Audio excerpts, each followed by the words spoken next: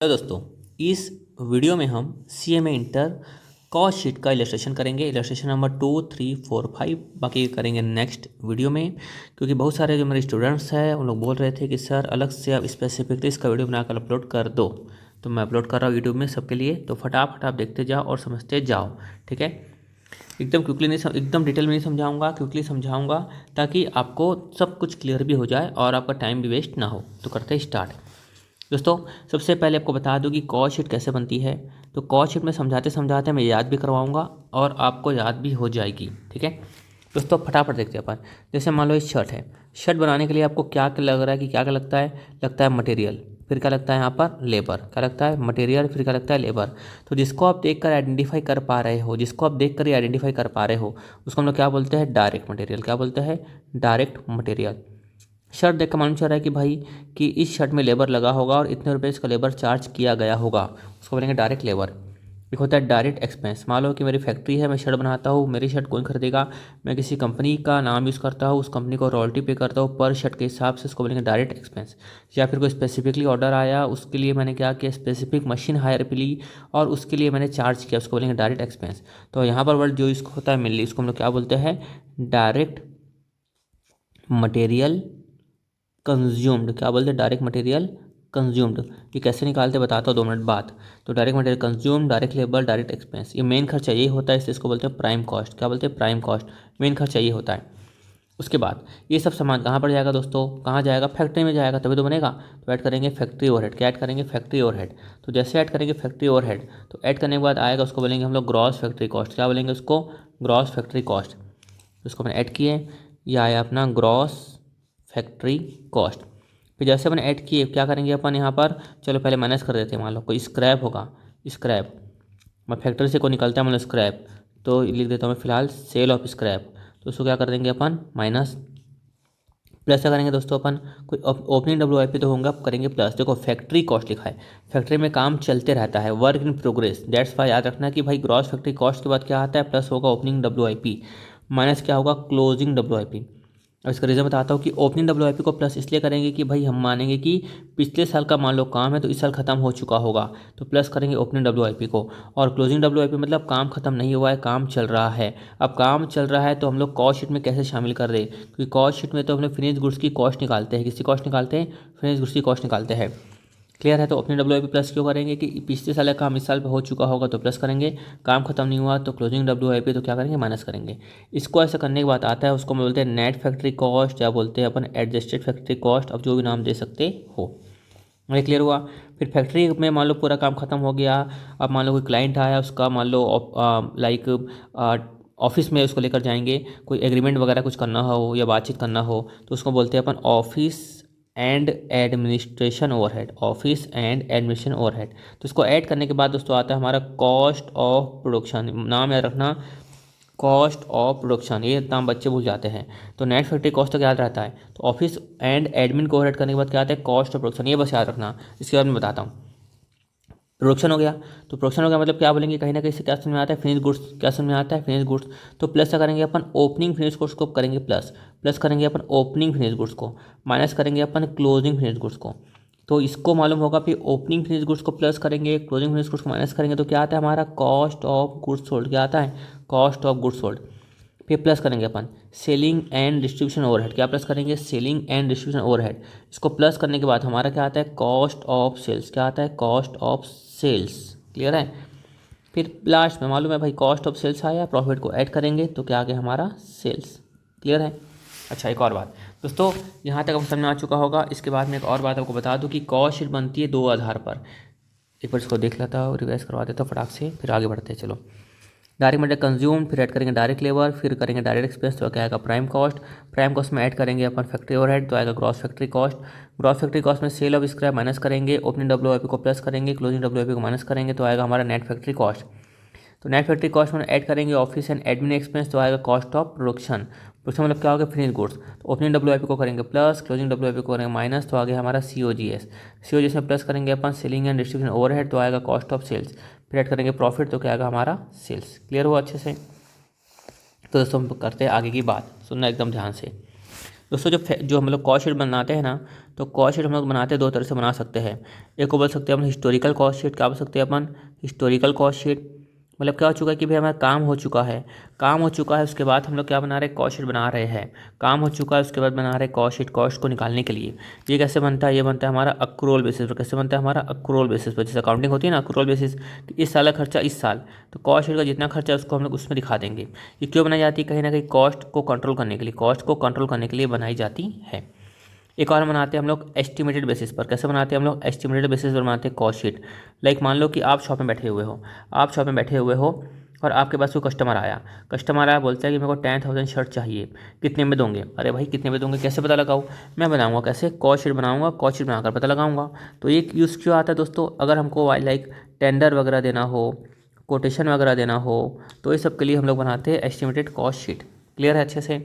या मान लो प्लानिंग करना हो किसी तरह की, कि कितनी कॉस्ट आ रही कितनी नहीं, तो उसके लिए बनाते हैं हम लोग एस्टिमेटेड कॉस्ट शीट। तो वापस कॉस्ट शीट बनती है दो तरह से। एक बनती है हिस्टोरिकल कॉस्ट शीट, वो बनती है एक्चुअल बेसिस पर, उसका यूज़ क्या आता है? कॉस्ट कंट्रोल के लिए। एक बनती है एस्टिमेटेड बेसिस पर, क्यों बनाते हैं हम लोग? टेंडर के लिए, कोटेशन के लिए, प्लानिंग वगैरह करने के लिए बनाते हैं। ये बात भी क्लियर हो गई अच्छे से? अब आगे की बात, एक दो बात और बता दूँ आपको। मैं बताता हूँ दोस्तों, जो वेरिएबल कॉस्ट, आपको कई सारे बच्चे पता नहीं क्यों गलती कर देते थे, variable cost is not equal two variable overhead. पता नहीं क्यों बच्चे वेरिएबल कॉस्ट और वेरिएबल ओवरहेड को इक्वल मान लेते हैं। दोस्तों वेरिएबल कॉस्ट का मतलब क्या होता है? Like direct material, like direct labour, plus direct expense, plus क्या करेंगे अपन? Variable overhead. तब आएगा अपने वेरिएबल कॉस्ट। यानी कि आप मान लो ज़्यादा शेड बनाओगे तो डायरेक्ट मटेरियल ज़्यादा लगेगा। अब ज़्यादा शेड बनाओगे तो लेबर का खर्चा ज़्यादा लगेगा। लेबर बोलता है मैं एक शेड का लूँगा 500, अब 100 शेड बनाओगे तो उससे आपसे लूँगा। डायरेक्ट एक्सपेंस यानी कि रॉयल्टी का खर्चा, अब ज़्यादा शेड बनाओगे तो ज़्यादा आपको रॉयल्टी का खर्चा पे करना पड़ेगा। वेरिएबल ओवरहेड, कि अब ज़्यादा शेड बनाओगे तो ज़्यादा आपको इलेक्ट्रिसिटी खर्चा लगेगा, या फिर लाइक मशीन में लगता है ऑयल वगैरह लगते हैं, टूल्स वगैरह लगते हैं, उसका ज़्यादा यूज़ होंगे। क्लियर है? तो वेरिएबल कॉस्ट में ध्यान रखना। जैसे मान लो एग्जांपल के लिए कि सेल इंक्रीज़ होती है, सेल क्या बढ़ती इंक्रीज़ होती है, ये भी छोड़ो चलो। प्रोडक्शन क्या होता है? इंक्रीज़, तो वेरिएबल कॉस्ट भी क्या हो जाएगी? इंक्रीज़। क्लियर है? प्रोडक्शन इंक्रीज तो वेरिएबल कॉस्ट इंक्रीज, ध्यान रखना। अब करते हैं हम लोग इलस्ट्रेशन नंबर 2। देखो, M&Q Limited submit the following information on 31st March 2022 based on the given data prepare statement of cost। हमको क्या करना है? स्टेटमेंट ऑफ कॉस्ट बनाना है। ठीक है, बना के दिखा देते हैं स्टेटमेंट ऑफ कॉस्ट। क्या प्रॉब्लम है? लिखा है सेल्स कितना लिखा हुआ है? 275। सेल्स लिखा है 275, मतलब स्टेटमेंट ऑफ कॉस्ट में मालूम चल रहा है कि भाई सेल भी आना है, आने वाला है। कॉस्ट शीट तो मैं देखे ऊपर में सबसे लास्ट में क्या आता है दोस्तों? सेल। सबसे लास्ट में क्या आता है? सेल। दिख रहा होगा आपको? ठीक है, तो चलो फिर क्या लिखा है यहाँ पर? Inventory. Inventory at the beginning of the year क्या लिखा है? Finish goods. Finish goods, opening finish goods लिखा हुआ है और ओपनिंग WIP लिखा हुआ है। ओपनिंग फिनिश गुड्स लिखा हुआ है यहाँ पर और ओपनिंग WIP लिखा हुआ है। दोस्तों फिनिश गुड्स में कहाँ बताया था? याद है? Cost of production. जैसे प्रोडक्शन हो गया वहाँ पर ऐड करेंगे ओपनिंग फिनिश गुड्स, माइनस करेंगे क्लोजिंग फिनिश गुड्स। WIP कहाँ बताते हैं? याद है? जो ग्रॉस फैक्ट्री कॉस्ट है उसे प्लस करेंगे अपन, ओपनिंग WIP माइनस करेंगे क्लोजिंग WIP। फिर लिखा है purchase of material for the year. Material purchase किया आपने 1,10,000 का। फिर क्या लिखा है? मटेरियल लिखा हुआ है बिगिनिंग में, मटेरियल लिखा हुआ है एंड में। तो मटेरियल लिखा है ना, मटेरियल क्या लिखा है? मटेरियल। ध्यान देना है, यहाँ क्या लिखा था? फिनिश गुड्स, यहाँ लिखा था WIP, लिखा मटेरियल। तो इनसे क्या निकल जाएगा मेरा? इनसे मेरा क्या निकल जाएगा? Direct material consumed. क्या निकल जाएगा? Direct material consumed. क्लियर है? फिर डायरेक्ट लेबर मालूम है अपन को, डायरेक्ट मटेरियल डायरेक्ट लेबर क्या आता है? Prime cost. फिर लिखा है फैक्ट्री ओवरहेड। क्या लिखा है यहाँ पर? 60% ऑफ डायरेक्ट लेबर कॉस्ट, यानी 65,000 का 65,000 का करेंगे 60%, तो ये क्या आ जाएगा हमारा? Factory overhead. क्या आ जाएगा? Factory overhead. फिर यह है inventory at the end of the year. Inventory at the end of the year, यानी कि मैं बताया था कि कॉस्ट ऑफ प्रोडक्शन में क्या करेंगे अपन? ओपनिंग को करेंगे प्लस, ओपनिंग फिनिश गुड्स को करेंगे प्लस, और क्लोजिंग को क्या करेंगे अपन? माइनस। वैसे ही ग्रॉस फैक्ट्री कॉस्ट में ओपनिंग WIP को करेंगे प्लस और क्लोजिंग WIP को करेंगे अपन माइनस। क्लियर है? फिर अदर एक्सपेंस के बारे में क्या लिखा हुआ है? सेलिंग एक्सपेंस लिखा है 10% ऑफ सेल्स। तो सेल्स कितना लिखा हुआ है? 2,75,000। तो 2,75,000 का निकालेंगे अपन 10%, यह आ जाएगा हमारा सेलिंग एक्सपेंस।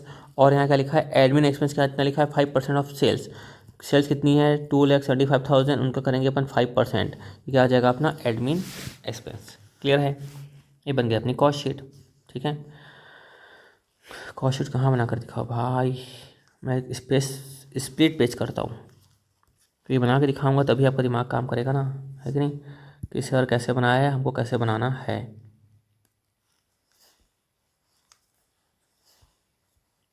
यहाँ पर दिख रहा है क्वेश्चन, यहाँ पर थोड़ा सा स्पेस कम कर लेता हूँ, फटाफट आपको बना कर दिखाता हूँ। देखिए हमें फुल स्क्रीन। चलो क्या लिखा है सबसे पहले यहाँ पर मैं निकालूंगा direct material consumed. Direct material consumed, pen का नंबर कितना है? सबसे निकालूंगा मैं डायरेक्ट मटेरियल कंज्यूम्ड। ये क्या बना रहा हूँ मैं? Cost sheet. कितना आ जाएगा यहाँ पर डायरेक्ट मटेरियल कंज्यूम्ड? क्या लिखा है देखो, देखते हैं ना, मैं जहाँ जहाँ मेरी पेन है। मटेरियल परचेस है, मटेरियल ओपनिंग है, यहाँ पे क्लोजिंग है। तो ओपनिंग कितना है? 3000। ओपनिंग है 3000, 3000 को मैं ऐड किया, प्लस परचेस कितना? 1,10,000, माइनस करूँगा मैं 4000, कितना है? 1,09,000। लिखा मैं 1,09,000। क्लियर। उसके बाद क्या करूँगा? प्लस करूँगा डायरेक्ट लेबर। कितना लिखा है यहाँ पर लेबर? यहाँ देखो 65,000 दिख रहा है, 65,000। तो ऐड करूँगा मैं 65,000। डायरेक्ट में से तो छोड़ दूंगा मैं, तो प्लस हुआ 65,000। प्राइम कॉस्ट आई मेरी 1,74,000। यही मेरी प्राइम कॉस्ट, यही मेरी 1,74,000। यहाँ पर इसके बाद क्या ऐड होगा? Factory overhead. ध्यान रखना क्या ऐड होगा? Factory overhead. क्या लिखा है? 60% ऑफ डायरेक्ट वेजेस। इसका करेंगे अपन, इसका 65,000 का 65,000 कितना करेंगे अपन? 60%। तो 65,000 करेंगे अपन 60%, कितना आया? 39,000। यह आया 39,000। तो 1,74,000 प्लस 39 कितना आया? 2,13,000। यह आया अपना ग्रॉस फैक्ट्री कॉस्ट। क्या आया अपना? Gross factory cost. और इस क्वेश्चन में दोस्तों ओपनिंग डब्ल्यूआईपी क्लोजिंग डब्ल्यूआईपी दिया हुआ था। ओपनिंग डब्ल्यूआईपी क्लोजिंग डब्ल्यूआईपी दिया हुआ था, तो क्या करेंगे? प्लस करेंगे अपन ओपनिंग डब्ल्यूआईपी को, माइनस करेंगे अपन क्लोजिंग डब्ल्यूआईपी को। क्लियर। तो ओपनिंग डब्ल्यूआईपी यहाँ पर कितना दिया हुआ था? यहाँ पर 4,000। तो 4,000 को करूँगा मैं यहाँ पर प्लस। क्लोजिंग डब्ल्यूआईपी कितना दिया था यहाँ पर? देखो ये क्लोजिंग डब्ल्यूआईपी 6,000। तो 6,000 करूँगा मैं माइनस। इफेक्टिव लिखा है तो 2,000 ज़्यादा माइनस हो रहा है, तो आ जाएगा 2,11,000। कितना आ गया? 2,11,000। क्लियर। इसे क्या बनेंगे अपन? नेट फैक्ट्री कॉस्ट, या फिर बोल सकते हैं अपन एडजस्टेड फैक्ट्री कॉस्ट। क्या बोल सकते हैं अपन? Adjusted factory cost. फिर क्या करूँगा? प्लस करूँगा मैं। क्या प्लस करूँगा? बोलो क्या प्लस करूँगा मैं? Office and admin expense. Clear है। राय फैक्ट्री के बाद कॉन्ट्रैक्ट वगैरह कहाँ पे होगा? Office and administration overhead. तो यहाँ पे क्या लिखा हुआ है? यहाँ पर 5% ऑफ सेल्स। क्या लिखा है? 5% ऑफ सेल्स। सेल्स कितना लिखा है? 2,75,000। तो 2,75,000 कितना करेंगे अपन? 5%। तो 2,75,000 करेंगे अपन 5%, कितना आया? 13,750। लिखा 13,750। तो यहाँ पर अपन ऐड किए, यहाँ पर आ गया प्लस 2,11,000। क्या है? 224,750। इन लोग ऐड करने के बाद क्या आएगा अपना? Cost of production. क्या आएगा? Cost of production. क्लियर है। अब मैं बताया था ना, इसे ध्यान रखना। ऑफिस को एडमिन को जोड़ने के बाद क्या आता है? Cost of production. अब जैसे हो गया प्रोडक्शन, तो क्या करेंगे? प्लस करेंगे अपन ओपनिंग एफ जी, माइनस करेंगे अपन क्लोजिंग एफ जी। तो ओपनिंग कितना लिखा है एफ जी में? यहाँ पर 7,000। क्लोजिंग में कितना लिखा हुआ? 8,000। तो प्लस करेंगे अपन 7,000, माइनस करेंगे 8,000। इफेक्टिवली 1,000 ज़्यादा माइनस हो रहा है, तो यहाँ पे कितना आ जाएगा? 2,23,750। ठीक है। तो इसके बाद क्या आता है हमारा? ओपनिंग क्लोजिंग को प्लस माइनस के बाद क्या आता है? सी ओ जी एस। क्या आता है? सी ओ जी एस। प्लस करूँगा मैं। क्या प्लस करूँगा मैं यहाँ पर? ध्यान से बताओ। सी ओ जी एस में क्या है? Selling and distribution overhead. Clear है। फिर क्या आएगा हमारे यहाँ पर? आएगा कॉस्ट ऑफ सेल्स। क्या आएगा? Cost of sales. तो सेलिंग एंड डिस्ट्रीब्यूशन ओवरहेड क्या बोल रहा है यहाँ पर? यहाँ पर ये 10% ऑफ सेल्स। तो यानी कि 2,75,000 का करेंगे अपन 10%। तो यहाँ पर आ जाएगा 2,75,000 का 10%, कितना है? 27,500। 27,500 प्लस आ जाएगा अपना 223,750। ये कितना है? 251,250। फिर अपन ऐड क्या करेंगे अपन? प्रॉफिट। प्रॉफिट को ऐड करने के बाद क्या आएगा हमारा? सेल्स। सेल्स कितना लिखा है? 2,75,000। ये आ गया 2,75,000। तो माइनस कर देंगे 2,75,000। यहाँ आ गया अपना 23,750। ये क्या अपना प्रॉफिट आ गया अपना? बैलेंस। ये बन गया दोस्तों हमारी कॉस्ट शीट। कोई कठिन नहीं था, सिंपल सा था कॉस्ट शीट। ठीक है। हर क्वेश्चन को कोशिश करूँगा बना के ना दिखाऊँ, नहीं तो क्या होगा कि टाइम आपका बहुत ज़्यादा वेस्ट हो जाएगा। चलो अब चलते हैं अपन नेक्स्ट में। इस पर थोड़ा सा कम कर लेता हूँ वापस। अब चलते हैं अपन यहाँ पर नेक्स्ट क्वेश्चन की तरफ। क्या लिखा है देखो, illustration 3। X limited provide you the following figures for the year 21-22। Direct material, direct labour, तो मालूम है प्राइम कॉस्ट का पार्ट है। फिर क्या लिखा है? प्रोडक्शन ओवरहेड में क्या लिखा हुआ है 25% वेरिएबल, तो जो भी है इसमें क्या होगा 25% है वेरिएबल और 75% क्या है हमारा फिक्स्ड। फिर क्या लिखा है एडमिनिस्ट्रेशन ओवरहेड क्या लिखा हुआ है 75% फिक्स्ड। अच्छा यहाँ पे लिखा है मतलब क्या हो गया 25% हो गया वेरिएबल, 75% क्या हो गया फिक्स्ड। क्लियर है। सेलिंग एंड डिस्ट्रीब्यूशन ओवरहेड क्या लिखा है यहाँ पर, सेलिंग एंड डिस्ट्रीब्यूशन ओवरहेड क्या लिखा है 2,40,000, कितना लिखा है 2,40,000। सेल्स कितना लिखा हुआ है 125 पर यूनिट के हिसाब से कितना हो गया 25 लाख आ गया। अच्छा तो यहाँ पर निकल जाएगी नंबर ऑफ यूनिट, क्योंकि 125 यूनिट का बेच रहे हो, आपने कितना बेच दिया साल भर में 25 लाख बेच दिया, तो निकल जाएगा अपना नंबर ऑफ यूनिट, निकल जाएगा 25 लाख रुपीज़ का बेचा 125 पर यूनिट के हिसाब से। तो कितने का बेच दिया आपने 25 लाख बाय 125, कितना हो गया 20,000 यूनिट, कितना हो गया 20,000 यूनिट। या और भी ऐसा कर सकते हो आप कि जैसे आपने क्या किया, अपन क्या निकालते हैं क्वांटिटी सोल्ड इनटू, ये ऐसा कर लेता हूँ, और quantity sold into selling price per unit. Clear है, इक्वल टू क्या आता है यहाँ पर सेल्स। तो सेलिंग प्राइस पर यूनिट कितना आया 25, क्वांटिटी सोल्ड को मान लो एक्स, कितना आ गया यहाँ पर 25 लाख। तो मल्टीप्लाई में तो क्या नीचे आके क्या हो जाएगा डिवाइड, नीचे क्या होता है 1, तो एक्स इक्वल टू कितना आ जाएगा 25 लाख बाय 125, तो कितना आ जाएगा 20,000। Very very very simple.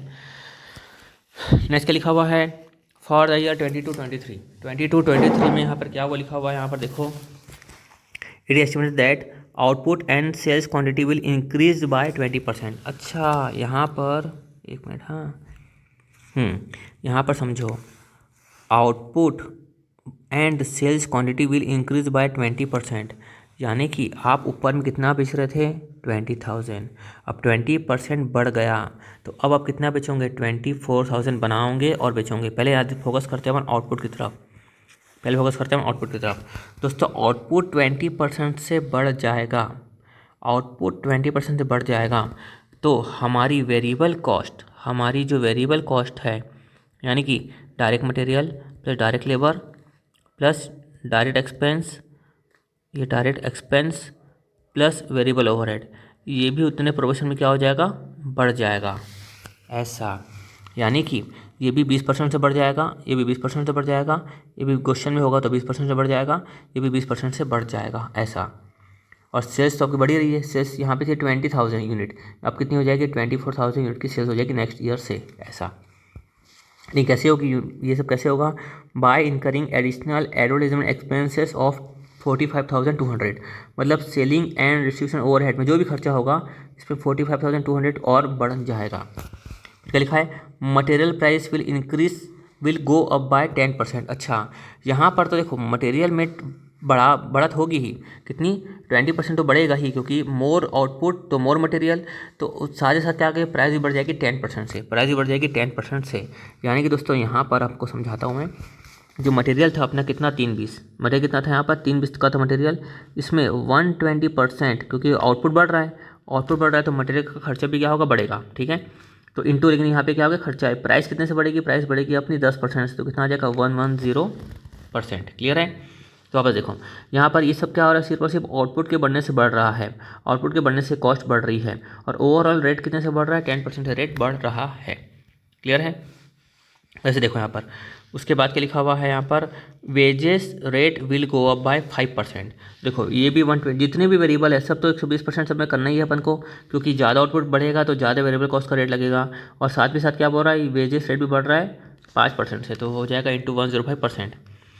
Along with increase in overall direct labour efficiency by 12%। अच्छा यानी कि वर्कर जो है उसकी इफिशियंसी बढ़ गई है, लाइक वर्कर जो है कम आवर में हमारा काम करके दे रहे हैं, यानी कम आवर में काम करेंगे तो हमारी कॉस्ट कम हो जाएगी, कॉस्ट कम हो जाएगी तो सिंपल समझो कि अपन क्या करेंगे ज़्यादा से डिवाइड करेंगे, ज़्यादा से मतलब यहाँ पर करेंगे 112 से क्या करेंगे डिवाइड करेंगे, ज़्यादा से डिवाइड करेंगे तो कॉस्ट क्या हो जाएगी हमारी कम, ज़्यादा से डिवाइड करेंगे तो कॉस्ट क्या हो जाएगी हमारी कम। क्लियर है, फिलहाल इतना समझो, फिर आगे बढ़ते हैं अपन। Variable overhead will increase by 5%। दोस्तों जो वेरिएबल ओवरहेड था, वेरिएबल ओवरहेड देखो कहाँ कहाँ पर था, यहाँ पर भी है, यहाँ पर भी है, और दोस्तों मैं बता दूँ यहाँ पे लिखा हुआ नहीं है, लेकिन यहाँ पे क्या ध्यान रखना दोस्तों 1/3 आंसर में लिखा था मैं 1/3 क्या है यहाँ पर जो सेलिंग एंड डिस्ट्रीब्यूशन ओवरहेड है वहाँ पे क्या लिखा है 1/3 है वेरिएबल, तो 2/3 क्या हो जाएगा फिक्स, 1/3 क्या है यहाँ पर वेरिएबल, तो 2/3 क्या हो जाएगा फिक्स। तो दोस्तों सुनना ध्यान से, यहाँ पर जो वेरिएबल कॉस्ट है यहाँ पर जैसे 480 है, 480 का यहाँ पर 25%, यानी कि यहाँ पर वेरिएबल कितना है, यहाँ पर 480 का 25% मतलब 120 क्या है वेरिएबल, 120 क्या है वेरिएबल, 120 क्या है वेरिएबल। तो इसका तो हम लोग 120% करेंगे ही करेंगे, प्लस यहाँ पे क्या बोल रहा है 120%, क्योंकि आउटपुट बढ़ गया, इंटू क्या करेंगे 105% भी करेंगे ऐसा। तो जितनी भी वेरिएबल है, यहाँ पर भी वेरिएबल कितनी है 160, तो 160 यहाँ पर है 75% फिक्स, तो 25% क्या हो जाएगा वेरिएबल, तो 1,60,000 इंटू 25% क्या हो गया वेरिएबल। तो यहाँ पर वेरिएबल कितना हो गया अपना 40,000, तो 120% तो करेंगे ही करेंगे, प्लस यहाँ पे क्या करेंगे 105% भी करेंगे ऐसा। और यहाँ पर भी ये कितना था यहाँ पर 240, तो 240 का 1/3, 240 बाय 1/3 कितना हो गया 80। तो यहाँ पर वेरिएबल है, ये वेरिएबल कितना है यहाँ पर 80, तो 80 का अपन 120% तो करेंगे करेंगे, इंटू 105% भी करेंगे ऐसा। क्लियर है अच्छे से। तो ये यहाँ तक बात अपनी हो गई क्लियर, यहाँ तक अपनी बात एकदम अच्छे से हो गई क्लियर। तो ध्यान देना, यहाँ पर मटेरियल वेजेस रेट का भी अपना हिसाब किताब पूरा हो गया, वेरिएबल ओवरहेड का हिसाब पूरा हो गया। जितने भी वेरिएबल से पूरा कर देंगे बढ़ा देंगे। सिर्फ क्या लिखा है वेरिएबल ओवरहेड, सिर्फ लिखा है वेरिएबल ओवरहेड। नीचे क्या लिखा है फिक्स्ड प्रोडक्शन, सिर्फ लिखा है प्रोडक्शन। इसलिए आप कॉस्ट को भी कई बार लॉ की तरह पढ़े करो। बच्चा वेरिएबल में सबको बढ़ाता है तो भूल से यहाँ पर फिक्स को देख के सब में बढ़ा देता है, लिख लो 33.33%, यहाँ पर मिस्टेक होने के चांसेस ज़्यादा है। तो कॉस्ट को भी लॉ की तरह पढ़े करो, देखो कैसे गलती हो जाती। तो सिर्फ यहाँ पर जो फिक्स्ड प्रोडक्शन है, यहाँ पर ही सिर्फ और सिर्फ यहाँ पर ही जो फिक्स्ड का जो खर्चा है वो 33.33% से बढ़ जाएगा, बाकी का कुछ भी नहीं करना है हमको। क्लियर है। बाकी देखो दोस्तों आपका एकदम क्वेश्चन हो जाएगा क्लियर। देखो computation of cost of sales for the year 22 और 21, 22, 22, 23। तो देखो मैं बताया सेल्स कितनी थी 20, इस साल कितनी बढ़ गई 120% बढ़ गई, तो कितनी हो गई 24,000 हो गई। डायरेक्ट मटेरियल ये तो गिवन है, इसकी प्रॉब्लम नहीं, ये क्या है गिवन, ये भी क्या है गिवन। यहाँ पर क्या हुआ, यहाँ पर जैसे ही आउटपुट बढ़ा, यहाँ सेल्स बढ़ा, क्वेश्चन में क्या लिखा था आउटपुट एंड सेल्स क्या हो गया इंक्रीज, आउटपुट एंड सेल्स क्या होगा इंक्रीज। तो जैसे आउटपुट बढ़ेगा 20% से, तो डायरेक्ट मटेरियल बढ़ेगा 20% से, डायरेक्ट वेस्ट बढ़ेगा 20% से। जितने वेरिएबल है 20% से, जितने वेरिएबल है 20% से, जितने वेरिएबल 20% से बढ़ जाएंगे। उसके बाद जो क्वेश्चन में बोल रहा था उसको लिखते चलेंगे कि डायरेक्ट मटेरियल बढ़ गया 110% से, ठीक है। उसके बाद डायरेक्ट वेस्ट बढ़ गया 5% से, इफिशियंसी बढ़ गई, इफिशियंसी का बताया था कि भाई इफिशियंसी बढ़ गई कॉस्ट कम हो गई, तो ज़्यादा से डिवाइड करेंगे तो कॉस्ट हमारी हो जाएगी कम। ये क्या हो गया हमारा प्राइम कॉस्ट। उसके बाद यहाँ पर देखिए अपन वेरिएबल प्रोडक्शन ओवरहेड भी देखो 120% तो करेंगे ही, प्लस 5% से बढ़ गया हमारा वेरिएबल प्रोडक्शन ओवरहेड। फिर फिक्स्ड प्रोडक्शन के बारे में खाली लिखा हुआ था कि ये खाली बढ़ गया, खाली यहाँ पर कहीं मत बढ़ा देना, लिखा ये अपना यहाँ पर आ गया। उसके बाद हम देखेंगे फिक्स्ड एडमिन ओवरहेड कितना लिखा है यहाँ पर, यहाँ देखो वेरिएबल कितना लिखा था यहाँ पर, इसकी प्रॉब्लम नहीं है, इसकी प्रॉब्लम नहीं है, तो खाली कॉपी पेस्ट करना है। देखो ये जो है एडमिन में नहीं बढ़ा है, इसको पूरा उठा के यहाँ पर लिख देना, खाली यहाँ पर पड़ा तो खाली यहाँ पर अपन चेंज करेंगे।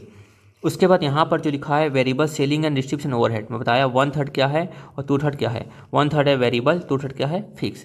तो फिक्स का यहाँ पर कुछ चेंज नहीं हुआ, वैसे का वैसा ही यहाँ पर चेंज हुआ, तो 105% को अपन क्या कर देंगे क्योंकि वेरिएबल में हर में कितना बढ़ गया 105% बढ़ गया।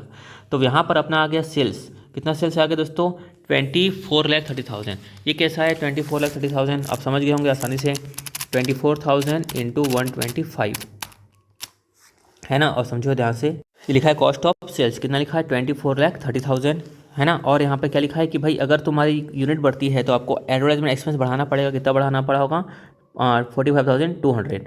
तो आप समझ गए होंगे कि इसको और इसको ऐड करेंगे तो कितना आएगा 24,30,000 आएगा। और प्लस अपन ऐड क्या करेंगे अपन प्रॉफिट, फिर क्या आती है दोस्तों हमारी यहाँ पर आती है सेल्स। तो सेल्स के बारे में क्वेश्चन नहीं लिखा हुआ है, खाली आपको यहाँ तक लिखा हुआ था, तो वही करेंगे कॉस्ट ऑफ सेल्स। तो कॉस्ट ऑफ सेल्स फिलहाल आपको दिखा देता हूँ कि कैसा यहाँ पर सेल्स नॉर्मली आती है, तो कितनी आती 30 लाख की हमारी आती है सेल्स। कैसे आती 24,000, मान लो 24,000 यूनिट बेचते, और अपन कितने के हिसाब से बेचते हैं 125 रुपीज़ के हिसाब से ही बेचते, जितना मान लो पहले बेच रहे, मान लो मेरा मतलब क्वेश्चन में लिखा हुआ है तो इतना अपन बेचते हैं ऐसा, ठीक है। फिलहाल तो कॉस्ट ऑफ सेल्स बोला है तो अपना आंसर निकलेगा यहीं तक, हो गया clear.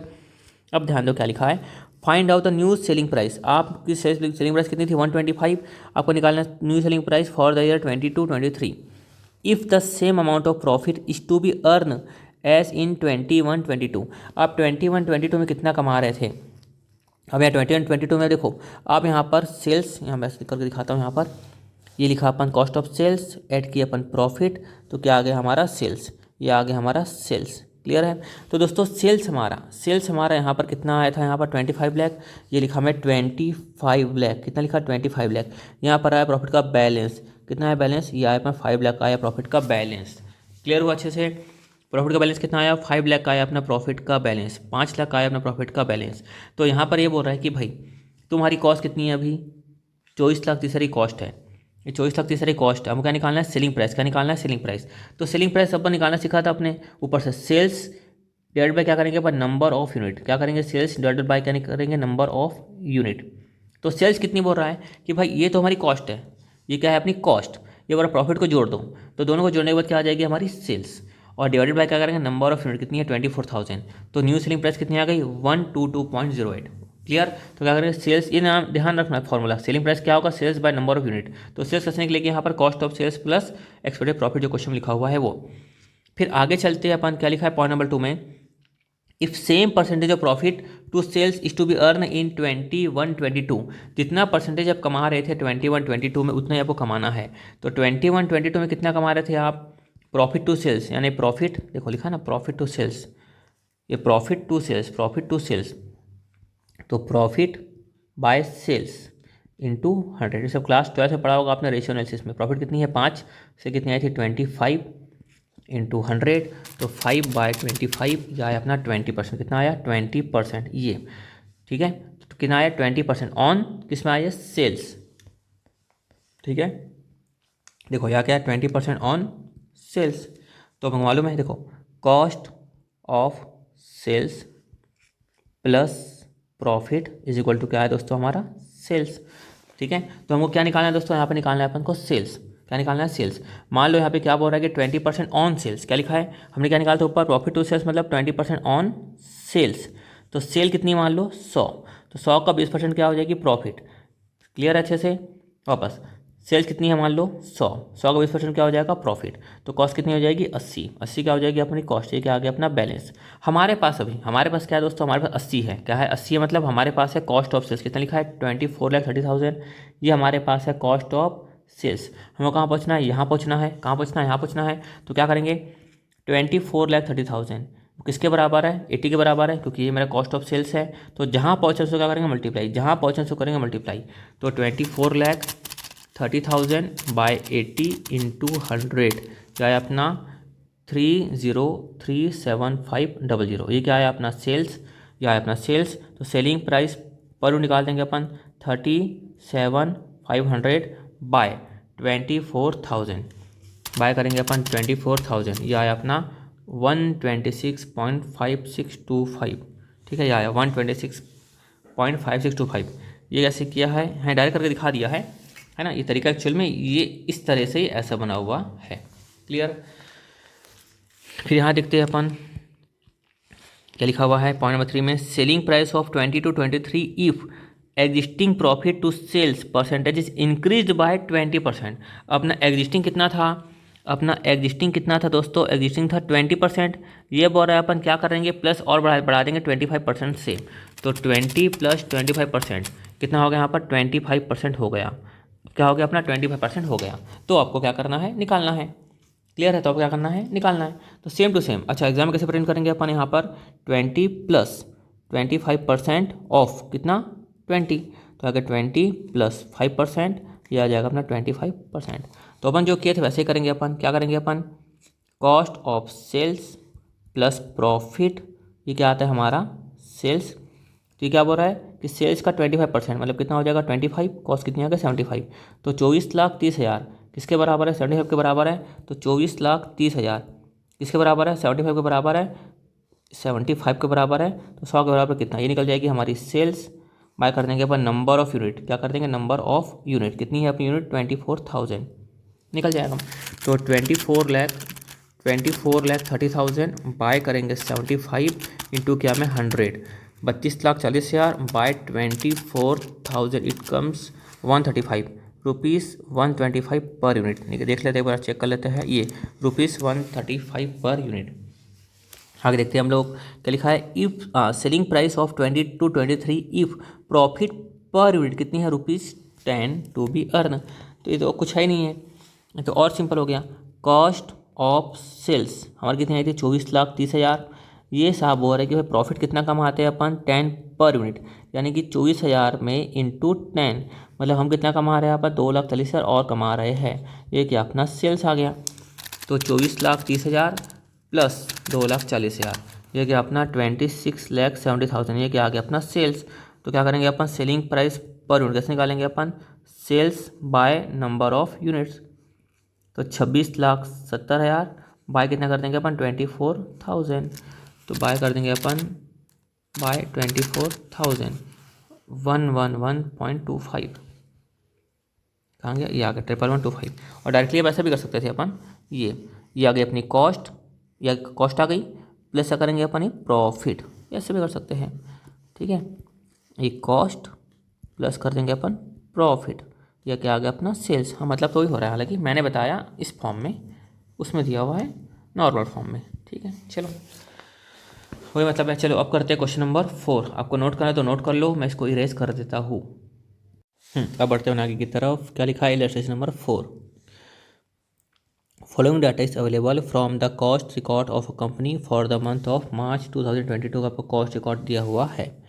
Opening stock of the job as on 1 March 2022। आपको क्या लिखा है, ओपनिंग स्टॉक लिखा हुआ है जॉब का, जॉब नंबर 99, जॉब नंबर 77। तो जॉब मतलब क्या होता है दोस्तों मालूम है, जॉब मतलब समझ गए होंगे आप, फैक्ट्री। क्या होता है, फैक्ट्री, मतलब काम जो होता है फैक्ट्री में होता है। तो फैक्ट्री का आपको ओपनिंग स्टॉक दिया हुआ है, तो इसका मतलब क्या है दोस्तों, ये है हमारा WIP। क्या है हमारा WIP। तो WIP में क्या लिखा है आपको, direct material, direct wages, factory overhead, direct material, direct wages, factory overhead. ठीक है, ये आ गया अपना ओपनिंग WIP, ये भी आ गया ओपनिंग WIP अलग अलग जॉब का, A99 का और A77 का। फिर क्या लिखा है, direct material issued during the month of Feb 2022 वास, जॉब नंबर A99, A77, 66 और 55। तो ये आपको मिल गया क्या, डायरेक्ट मटेरियल किसका, 99, 77, 66 और 55। ये देखो साफ दिख रहा है डायरेक्ट मटेरियल है। और ये किसी का मटेरियल का ओपनिंग क्लोजिंग में समझ लेना है, किसका है, जॉब का। किसका है, जॉब का, मतलब WIP है ये। फिर डायरेक्ट लेबर क्या लिखा हुआ है आपको यहाँ पर, लिखा हुआ है कि कौन सी जॉब में कितने कितने आवर लगे और कितना कितना आपको अमाउंट लगा। क्लियर है। लिखा है factory overhead are applied to job on production according to direct labour. वापस, factory overhead applied to job, factory overhead are applied to job on production according to direct labour. And direct labour के हिसाब से, direct labour के हिसाब से क्या लगता है, प्रोडक्शन में हमारा खर्चा लगता है। क्या लिखा है, रेट कितने लिखा है, ₹2 पर आवर। फिर क्या लिखा है यहाँ पर, फैक्ट्री ओवरहेड इनकर्ड, लेकिन इनकर्ड कितना हुआ, एक्चुअल में कितना खर्चा लगा अपना मार्च 2022 में, ₹2100। दोस्तों को बताया था कॉस्ट शीट बनती है एस्टिमेटेड बेसिस पर और बनती है एक्चुअल बेसिस पर। आपको यहाँ पे क्या दिया है दोस्तों, एक्चुअल खर्चा दिया हुआ है, तो क्या करेंगे अपन एक्चुअल खर्चा ले लेंगे। क्या करेंगे, एक्चुअल खर्चा ले लेंगे। अब एक्चुअल खर्चा दिया हुआ है तो एस्टिमेट वाला क्यों ले अपन, सिंपल सी बात है। तो यहाँ पर क्वेश्चन में क्या बोल रहा है, applied according to direct labour, कितना लिखा हुआ है, 4 2 6 6 3 9 9 और 1 10, यानी कि कितना आया 1000 आवर्स। कितना आया 1000 आवर्स। और कॉस्ट कितनी लगी अपनी 2100। तो निकाल लेंगे अपन एकदम सिंपल सा। क्या निकालेंगे, कॉस्ट पर आवर किसके लिए दोस्तों निकालेंगे अपन, फैक्ट्री ओवरहेड के लिए, फैक्ट्री ओवरहेड के लिए। अब आ जाती है सर कॉस्ट पर आवर अपन क्यों निकाल रहे हैं, तो दोस्तों ये आपको दिया हुआ है 2100, या वो दिया हुआ है जितना अपने कॉस्ट एक साथ लगी वो दिया हुआ है। ठीक है, तो कॉस्ट पर आवर निकालेंगे अपन। तो 2100 डिवाइडेड बाय, ये अगर रुपीज़ में कितना 1000 आवर, कितना आ जाएगा 2.1 पर आवर। तो अब निकाल पाएंगे कि भाई इस हिसाब से इसमें कितना लगा, है ना, इस हिसाब से इसमें कितना लगा, हमारे इसमें मल्टीप्लाई कर देंगे 2.1 को अपन क्या करेंगे, सब में मल्टीप्लाई कर देंगे। समझ में आ रहा है, इन सब में क्या करेंगे 2.1 को मल्टीप्लाई कर देंगे, तो निकल जाएगा अपना फैक्ट्री ओवरहेड। क्या निकल जाएगा, फैक्ट्री ओवरहेड, क्योंकि खुद बोल रहा है ना according to direct labour hour. फिर लिखा है job number A99 and A77 completed during the month. अच्छा, ये दोनों जो है ना, ये क्या हो गई, कंप्लीट हो गई। क्या हो गई, कंप्लीट, मतलब कि ये दोनों क्या बच गई है, इनकम्प्लीट। ये बच गई दोस्तों इनकम्प्लीट, ये हो गई दोस्तों हमारी कंप्लीट। तो दोस्तों इनकम्प्लीट हो गई मतलब क्या बच गया दोस्तों, इसको बोलेंगे अपन वर्क इन प्रोग्रेस। क्या बोलेंगे, work in progress. They were bill to customer at a price which include, customer को बिल करेंगे उस प्राइस में जिसमें कि शामिल होगा 15% of price of the job for selling and distribution expense and another 10% of the price for profit. यानी कि मान लो जो भी आपकी कॉस्ट निकलेगी उस कॉस्ट में आप ऐड करोगे 15% price of the job for selling and distribution. तो सेलिंग डिस्ट्रीब्यूशन ओवरहेड का आप ऐड करोगे प्लस ऐड करोगे आप प्रॉफिट का, फिर क्या आएगा दोस्तों हमारा सेल्स। तो जो भी आपको सेल्स मिलेगा उसके हिसाब से अपने करना है। क्लियर है। ठीक है। लिखा है क्या लिखा है, प्रिपेयर करना है job cost sheet for job number A77 A99। इसकी कॉस्ट शीट बनाने क्यों बोल रहा है आप समझ चुके होंगे दोस्तों। इसकी कॉस्ट शीट बनाने क्यों बोल रहा है बता, सोचो एक मिनट के लिए। क्योंकि क्योंकि क्योंकि क्योंकि कंप्लीट हो चुका है। क्या हो चुका है, कंप्लीट। क्लियर है। और इनकम्प्लीट बचा है, क्या आ जाएगा दोस्तों हमारा WIP। क्या हो गया हमारा WIP। Determine selling price for the job. ये जब बोला ना ये लाइन को देख के मैं समझ गया था कि भाई सेलिंग प्राइस हमको निकालना है। तो सेलिंग प्राइस कुछ नहीं दिया तो क्या मान लेंगे उसको अपन एक्स। क्या मान लेंगे एक्स, मतलब सेल्स को मान लेंगे अपन एक्स। उस सबसे निकालते हैं अपन selling price. Clear. Calculate the value of work in progress. मैं समझ गया था कि काम कंप्लीट हो, मतलब काम क्या है दोस्तों, इनकम्प्लीट। दैट्स वाई निकालना है अपन को इसका WIP। क्लियर। तो देखो इसमें कोई प्रॉब्लम वाली बात नहीं है। क्यों प्रॉब्लम बात नहीं है, देखो समझते जाओ। आपको यहाँ पर क्वेश्चन में मैं ये पेन यूज़ करता हूँ, कलर चेंज करता हूँ दोस्तों, एक मिनट। हाँ आ जा भाई। तो देखो आपको बनाना है A99 का और A77 का। A99 का और बनाना है आपको, A77 का आपको बनाना है। तो आपको यहाँ पर A99, यहाँ पर देखते किस सीक्वेंस में बोला है, यहाँ पर 77 और 99। ठीक है, कोई भी बना सकते हैं अपन। तो आपको 99 का दिया हुआ है डायरेक्ट मटेरियल, ये लिखा है डायरेक्ट लेबर। प्रॉब्लम है क्या, नहीं, दोनों खर्चा मिल गया। अब बात करते हैं डायरेक्ट लेबर का। डायरेक्ट लेबर का आपको दिया हुआ है यहाँ पर 99 का भी दिया हुआ है खर्चा, 77 का भी दिया हुआ है। कोई प्रॉब्लम है नहीं। फिर फैक्ट्री ओवरहेड के बारे में आपको लिखा हुआ है, बेचारा साफ साफ लिखा हुआ है, यहाँ पर निकल गया 2.1। तो क्या करेंगे अपन इन दोनों में, इसमें 400 इंटू 2.1 और 200 इंटू 2.1 कर देंगे तो निकल जाएगा अपना factory overhead. Simple, very simple. ठीक है। लास्ट में जब आपको निकालना है आपको सेलिंग प्राइस, आपको निकालना है सेलिंग प्राइस। तो बेचारा बता रहा है कि भाई आपको ऐसे ऐसे सेलिंग प्राइस निकालना है और क्या करोगे बताओ। तो यहाँ तक जो मैं था इतना करने तक आपका काम कॉस्ट निकल जाएगी आपकी, जो भी कॉस्ट आएगी जो भी आएगी, प्लस उसमें ऐड कर देना ये और ये ऐड कर देना, ये एंड ये क्या कर देंगे अपन ऐड कर देंगे, क्या निकल जाएगी अपन सेल्स। मैं आपको बनाकर दिखाता हूँ, डोंट वरी। निकल गया अपना 2.1 पर यूनिट। अपन सीख चुके हैं इसका लॉजिक क्या है। अब कॉस्ट शीट बनाते हैं। देखो ये पहले लिखा A77 फिर लिखा A99। ठीक है। तो चलो इशूड में इसमें प्रॉब्लम नहीं है, ये लिखा है 280 लिखा था क्वेश्चन में, 120 लिखा था, लिख दिए कॉपी पेस्ट। इसमें भी इशू नहीं है, 450 लिखा था कॉपी पेस्ट कर दिए, 730 720 कॉपी पेस्ट, कुछ नहीं करना, ऐड करना है। फैक्ट्री ओवरहेड में खुद बोल रहा है कि भाई 200 आवर लेबर आवर का और यहाँ पे 400 लेबर आवर का। हमने अभी भी देखा यहाँ पर 200 और 400 कॉपी पेस्ट कर दिया। और हमने खुद निकाला था 2.1 को मल्टीप्लाई कर दिया, 420 आ गया, 840 आ गया। क्लियर। फिर अपन क्या करेंगे दोस्तों, एकदम सिंपल सी बात, ओपनिंग WIP जैसे अपना दिखाऊंगा यहाँ पर हम ऐड किए, यहाँ आता है मैं क्या बताया था ग्रॉस फैक्ट्री कॉस्ट, क्या आता है ग्रॉस फैक्ट्री कॉस्ट। फिर प्लस से करते हैं ओपनिंग WIP, माइनस करते हैं अपन क्लोजिंग WIP। तो आपको क्वेश्चन में भी दिया हुआ था, देखो बेचारा कितना अच्छा है क्वेश्चन, खुद बोल रहा है ये ओपनिंग बोल रहा है, इसका बोल रहा है। तो ऐड कर देंगे WIP मतलब जिसमें कि पूरा कार्यक्रम ना हुआ हो, यानी कि पूरा का पूरा यूनिट्स ना बनी हो, कुछ हिस्सा लगा हो डायरेक्ट मटेरियल का, कुछ हिस्सा लगा हो लेबर का, कुछ हिस्सा लगा हो फैक्ट्री का, उसको बोलेंगे WIP, वर्क इन प्रोग्रेस। ने काम पूरा खत्म नहीं हुआ। वैसे A99 में कुछ हिस्सा लगा है मटेरियल का, कुछ बना है वेजेस, कुछ बना है फैक्ट्री ओवरहेड। तो क्या करेंगे अपन WIP में जो जो वर्क इन प्रोग्रेस है तो ऐड कर देंगे 420 450 और 400। इसकी जो वैल्यूएशन कैसे करते हैं वो आपको मिलता है प्रोसेस कॉस्टिंग में। कहाँ मिलता है, प्रोसेस कॉस्टिंग में। वैसे ही 80 150 और कितना आ गया 200, ये आ गया 1270, ये आ गया 430। तो दोस्तों ये आ गया अपना फैक्ट्री कॉस्ट, इसको ऐड करने के बाद।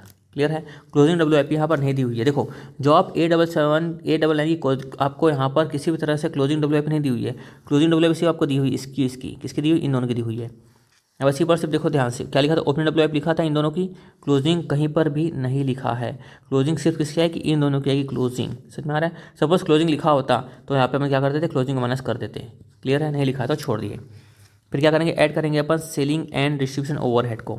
तो सेलिंग एंड डिस्ट्रीब्यूशन ओवरहेड के बारे में चाह रहा, देखो अपन कैसे निकलेगा मालूम है आपको, सुनो। ये निकल गई अपनी कॉस्ट, दिखना ये क्या बोल रहा था क्वेश्चन में, जो भी अपनी कॉस्ट आएगी प्लस क्या करेंगे अपन यहाँ पर वापस देख लेता हूँ, selling and distribution overhead plus करेंगे प्रॉफिट, प्लस करेंगे selling and distribution overhead plus करेंगे प्रॉफिट। दोनों को प्लस करने के बाद क्या आएगा हमारा सेल्स, ऐसा। तो कॉस्ट हमारी कितनी निकली 2420, ये निकली 2420। सेल्स मिनिमम तो क्या मान लेंगे एक्स, ऐसा। अब ये क्या बोल रहा था यहाँ पर, कितना परसेंटेज बोल रहा था, कितना परसेंट बोल रहा था, 15% फॉर सेलिंग डिस्ट्रीब्यूशन, यानी कि बोल रहा था कि जितना भी आप सेल करोगे उसका 15% यानी 0.15x ले लेता हूँ। प्रॉफिट कितना बोल रहा था, प्रॉफिट 10%, तो 10% ऑफ सेल्स यानी 1 पॉइंट, ये आ गया अपना एक्स। बस क्लियर है, हो गया अपना question solve. 2420 plus 0.25x equal to क्या आ गया एक्स। सिंपल, क्या कर देंगे अपन, 2420 इज इक्वल टू क्या आ जाएगा, यहाँ प्लस है उधर चलेगा माइनस में, एक्स माइनस 0.25x, फिर 2420 इज इक्वल टू 0.75x, कुछ ही मतलब क्या बोलेंगे इसको 1x। ठीक है, बचपन में पढ़े थे अपन ये सब। तो चलो ये आ गया अपना, निकल गया अपना x, फिर क्या निकल जाएगा S equal to 2420 divided by कितना आ जाएगा 0.75। तो 2420 बाय करेंगे 0.75, कितना आया 2420 बाय 0.75, यह आया अपना 3232, ये कितना है 3266.66, मतलब क्या कर देंगे 3227। इसी का करेंगे अपन 15%, इसी का किया अपन 10%। सिंपल, सेम टू सेम इसका भी हो जाएगा। कितना कितना कितना आसान था। क्या लिखा है, selling price for the job, selling price for the job निकल गई हमारी selling price. Number of unit तो दिया हुआ था ही नहीं, है ना, नहीं तो डिवाइड भी कर देते अपन। फिर यहाँ पे क्या लिखा है, एक जॉब कॉस्ट शीट बन गई इन दोनों की, सेलिंग प्राइस भी निकल गई। फिर calculate value of work in progress, काम चल रहा है उसकी कितनी, कंप्लीट हो गया तो उसकी बन चुकी है, ये दोनों काम हो चुका है कंप्लीट, कितना चल रहा है, तो हमने क्या लिखा था 66 और 50 का काम चल रहा है, 66 और 50 का काम चल रहा है, तो चल रहा है तो ठीक है भाई। डायरेक्ट मटेरियल का काम पूरा हुआ क्या, नहीं चल रहा है, लिख देंगे इन दोनों का, डायरेक्ट मटेरियल का ये दोनों लिख देंगे अपन, डायरेक्ट लेबर का भी लिख देंगे इन दोनों का, ठीक है। और फैक्ट्री ओवरहेड तो मालूम है अपन को, क्या करेंगे अपन इनटू करेंगे अपन 2.1 से दोनों में। कितना सिंपल सिंपल क्वेश्चन पूछते हैं, कितना सिंपल सिंपल पूछते हैं।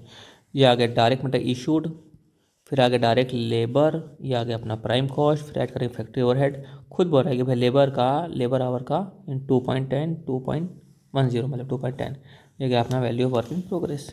टोटल निकल जाएगा value of work in progress, दोनों को ऐड करेंगे तो निकल गया total value of work in progress.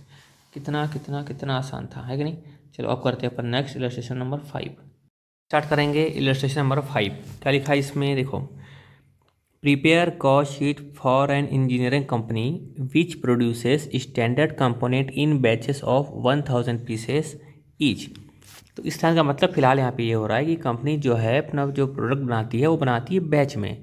Like company को मान लो 1,00,000 पीस बनाना है, तो कंपनी 1,00,000 पीस एक साथ नहीं बनाएगी, वो क्या करेगी 1000 का बैच के हिसाब से बनाएगी, इसका मतलब ये है। फिर क्या लिखा हुआ है, a batch passes through 3 component, कोई भी बैच जो बनती है वो 3 प्रोसेस से होकर गुजरती है।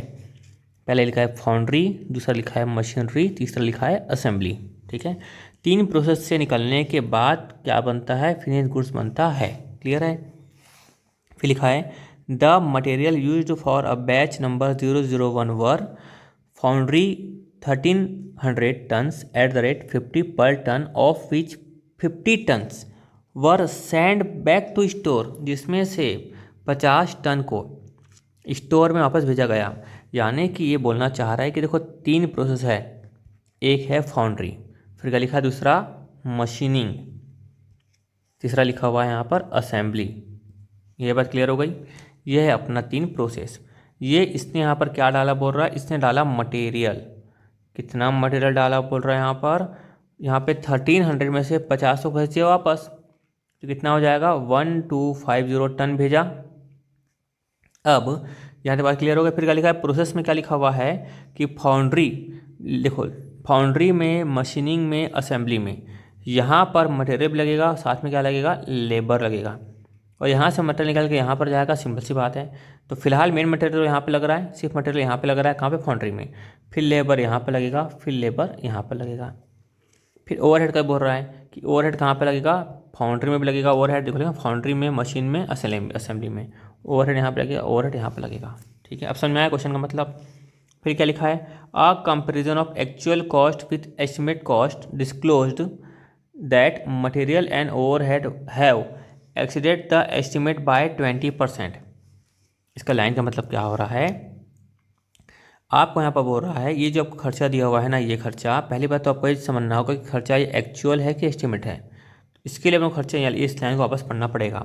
आ comparison of actual cost with estimate cost, यानी कि एक्चुअल कॉस्ट और एस्टिमेट कॉस्ट की कंपैरिजन की गई, जिसमें कि ये मालूम चला कि मटेरियल एंड ओवरहेड, ये जो लिखा है यहाँ पर, ये मटेरियल और ये लिखा है ओवरहेड, ठीक है, material overhead have exceeded the estimate.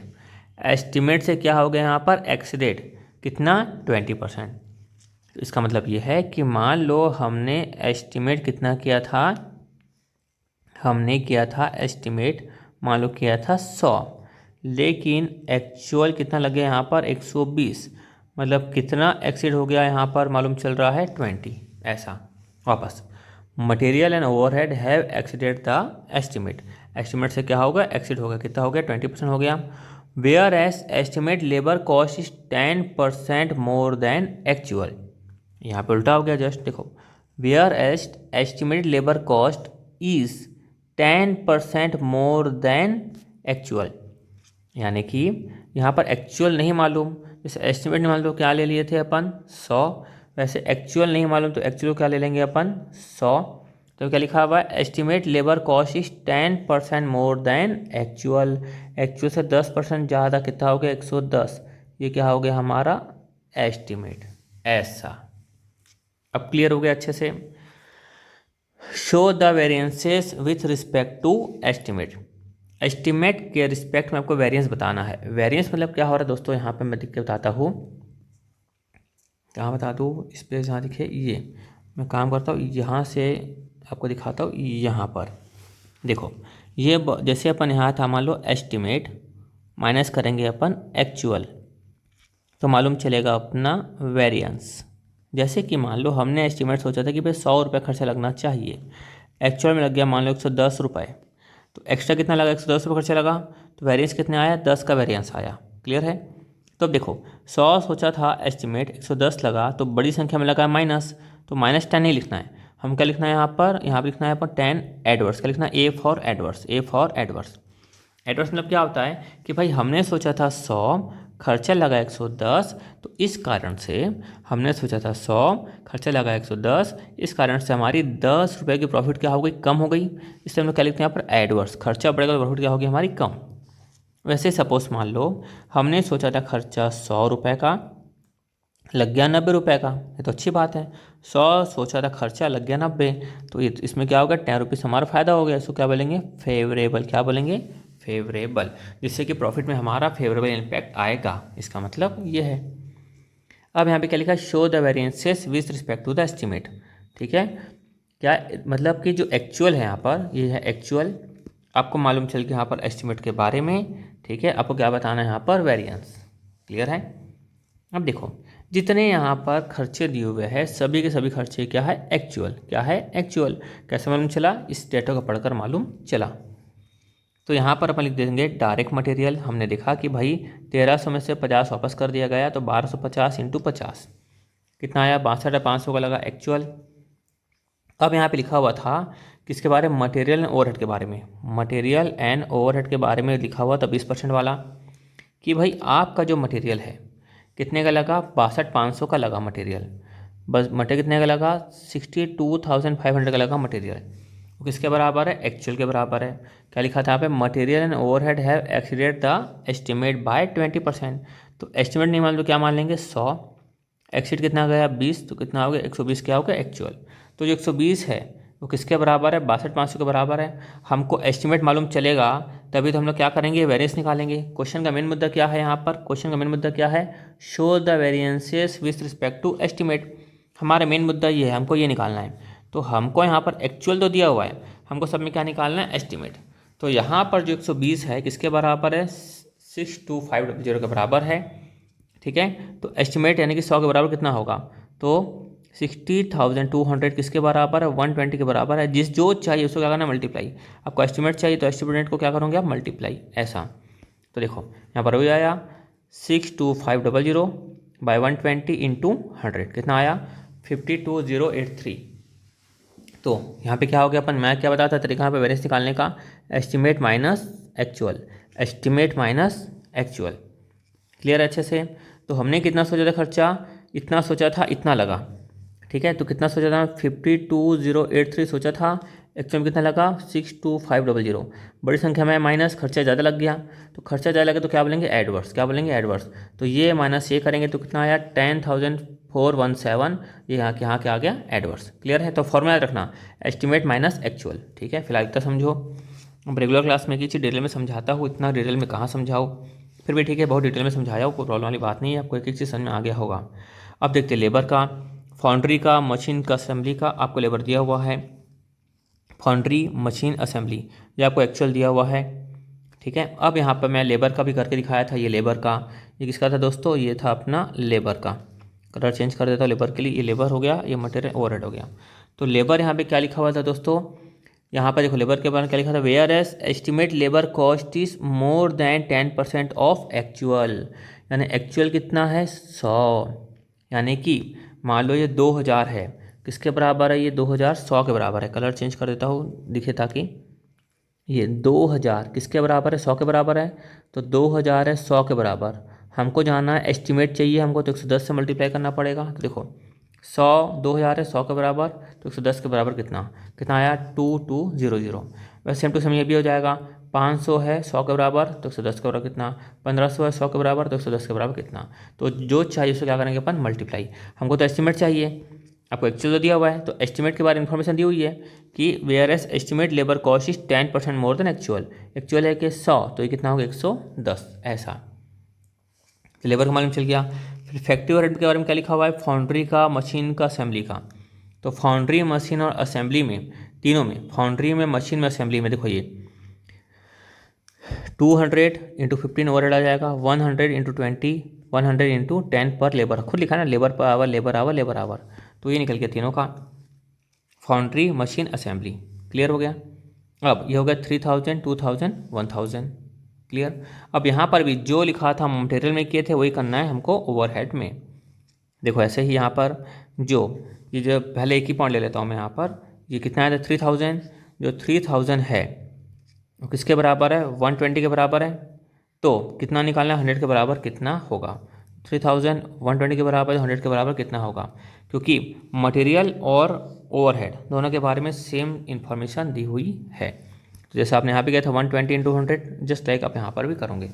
Clear है।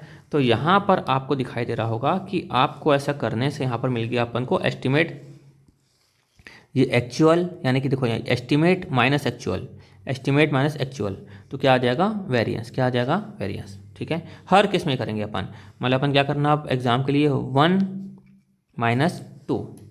ठीक है, समझ में आया, समझ में आया, 1 - 2।